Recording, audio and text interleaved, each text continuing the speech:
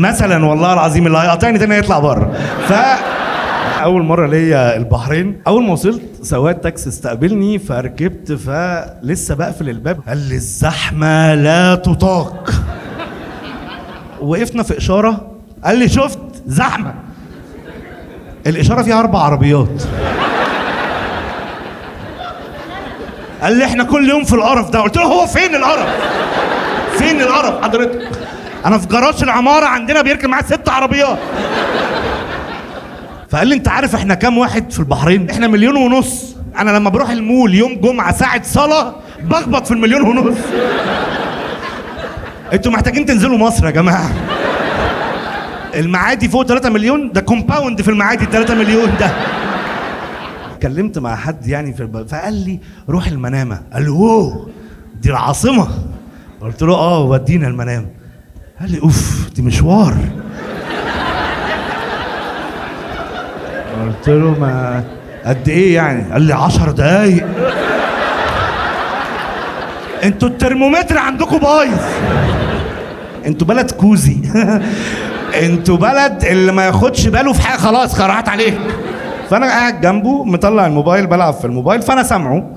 قال لي بس هي دي المنامه. عملت لوك بحط الموبايل، قلت له فين؟ قال لي لا خلصت. انتوا العاصمه عندكم هي شارع فهتلحق تشوفها ما تلحق. قلت له بقول لك ايه، اسمع عن منطقه اسمها الرفاع. قال لي اوه بس دي عايزه يوم من اوله. قال لي دي سواقه 25 دقيقه. ده محتاج يضرب مشوار من زايد التجمع مثلا والله العظيم اللي هيقاطعني تاني هيطلع بره. ورحت يعني منطقه ما. انتوا ما دام ضحكتوا فانتوا عرفتوا انا رحت فين. بس والله اتمشيت بس يعني مش لازم تشرح لها انا رحت فين. خلاص. السوق؟ لا ما رحتش السوق، رحت الجوفير.